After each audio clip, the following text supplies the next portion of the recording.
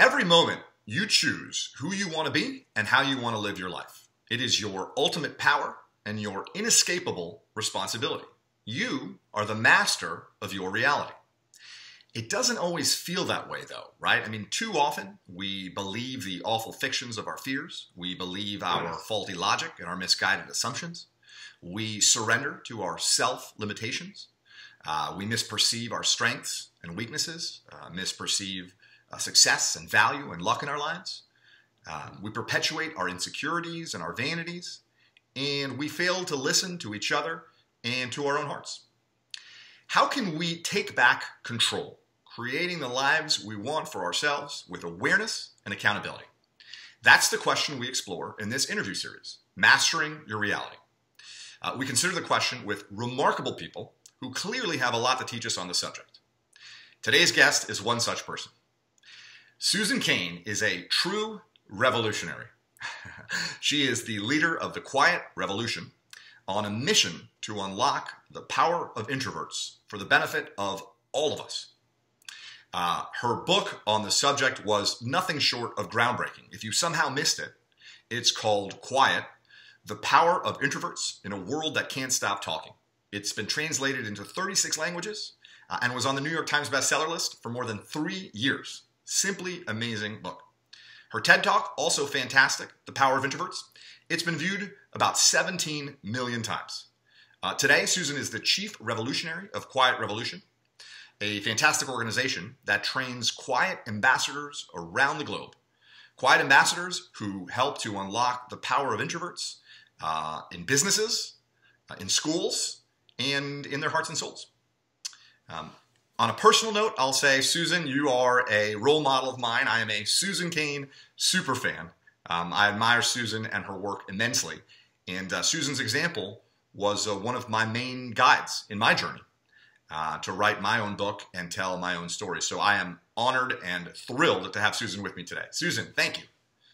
Well, thank you for having me. I think this is one of those moments of, I guess, mutual super fandom. Complete honor for me to get to know you and to be here with you, Isaac. Susan, thank you. That means the world to me. I appreciate it. Now, you recently wrote an awesome piece, congratulations, by the way, called Followers Wanted for the front page of the New York Times Sunday Review section. I thought it was awesome. In that piece, you paint a picture of a society that values status more than substance, and creates young adults who want kudos more than they want to make contributions. I wonder if you could tell us a little bit more about what you see. Yeah, I mean, so that piece really came out of a problem that I started to see with the college admissions process that I think is a problem for admissions, but reflects a larger problem in the society, which is that there's so much focus in the admissions process on what are your leadership activities. You know, if you look at the way the applications are structured even, it's like, tell us, are you the leader of this? Are you the leader of that? And you know, when you talk list your top 20 leadership positions.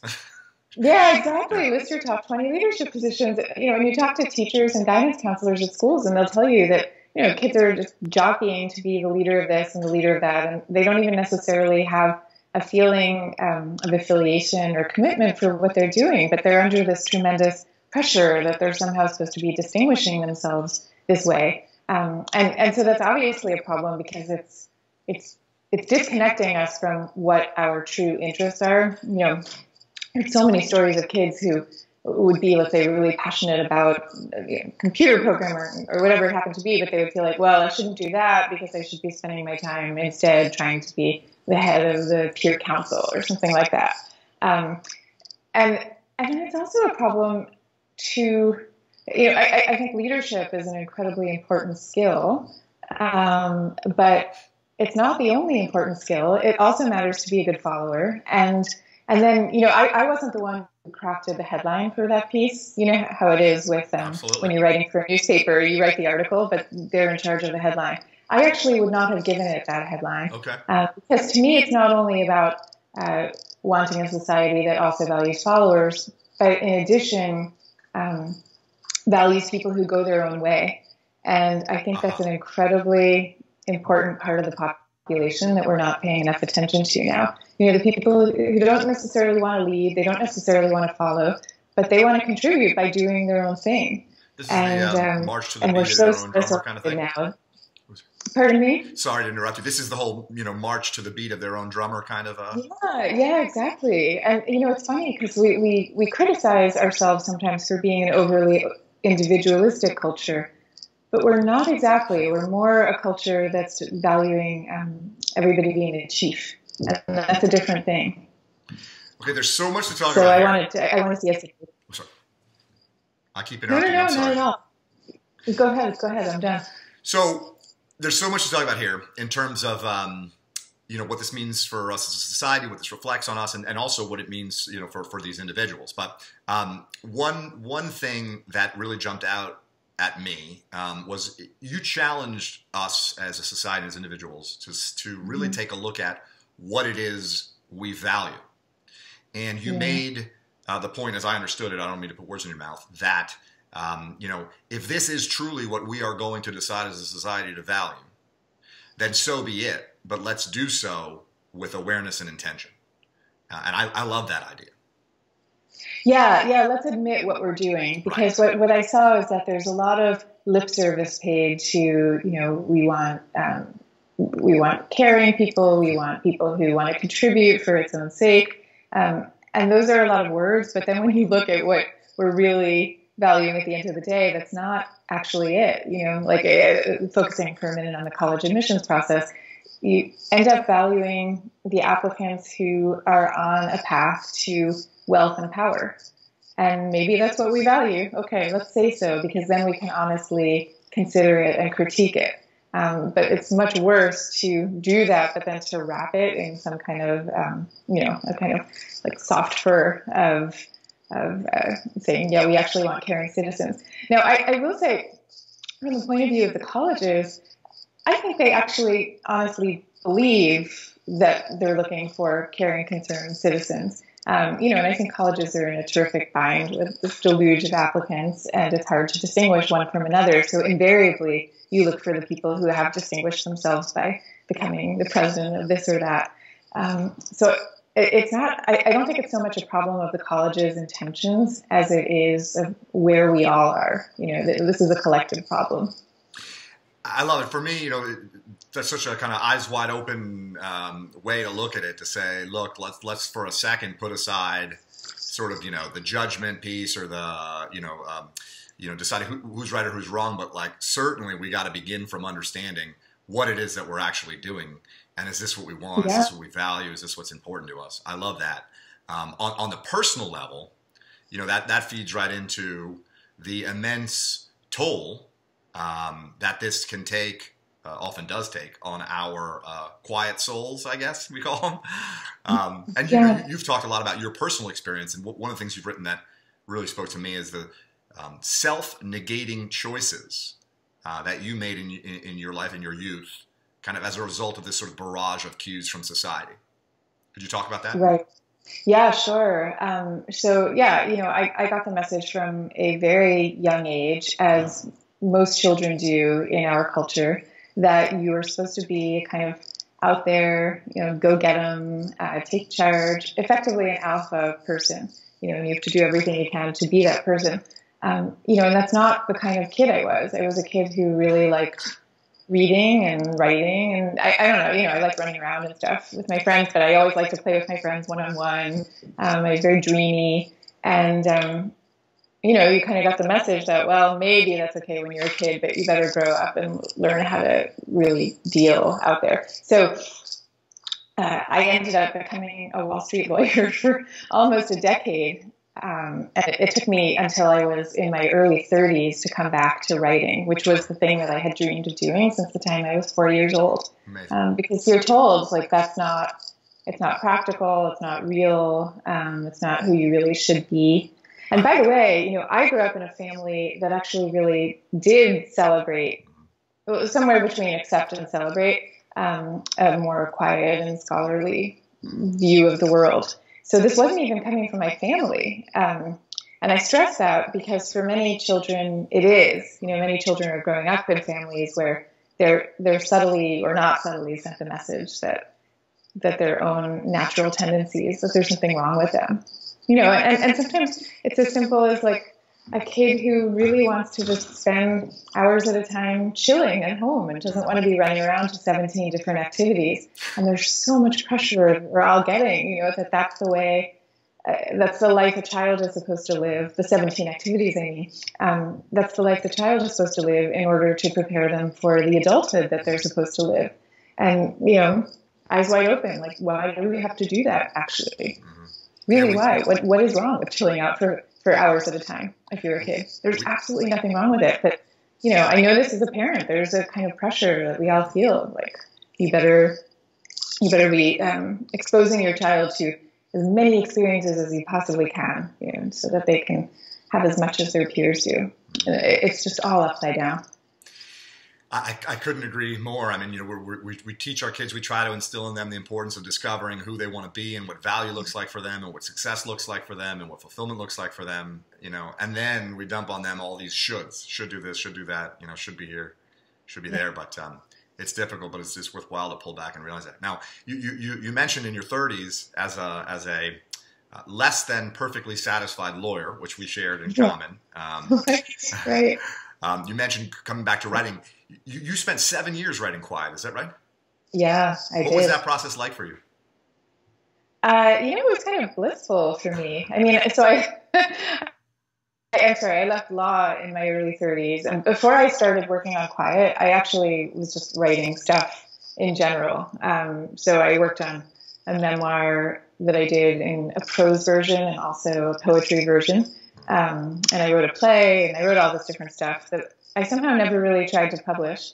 And then a few years into this writing process, I started working on Quiet, and I kind of knew that was the one that I wanted to really, put out into the public. So yeah, I really loved working on it, and it took that long. I mean, partly because I was giving birth to my kids during that time, and partly because I turned in a first draft about 2 years into the process, and my editor, I don't know what words she used, but she basically told me it was really crappy. And she was totally right. And I knew it. And so she said, go back and start from scratch and take all the time you need. Wow. And you might have thought that I would have left her office completely dejected, but I was more like leaving, clicking my heels in the air, because I knew that I needed all that extra time. And you're not usually given that amount of time in publishing, I don't know why. I don't know how these things get set, but there's this feeling like, okay, we got to get it out. I think it was extremely unusual that my publishing house gave me as long as it did.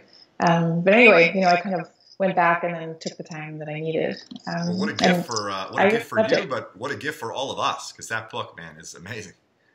Oh, well, thank you.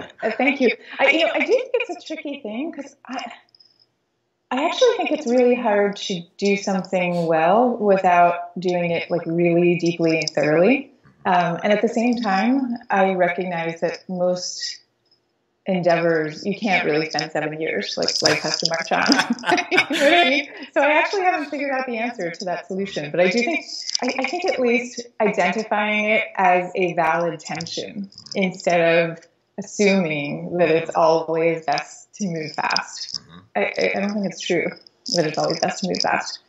I could talk to you forever, but let's jump to an area where you do have the answers and the solutions. So, we've talked about the problem. Let's talk about the solutions. I'd love to know, what is it, that you are training these Quiet ambassadors, particularly in schools, but I know you also do it, in the workplace, and we haven't talked about that so much, but that is huge as well. So what does it look like? What do we need to do to, in your words, develop leaders of service instead of, leaders of status?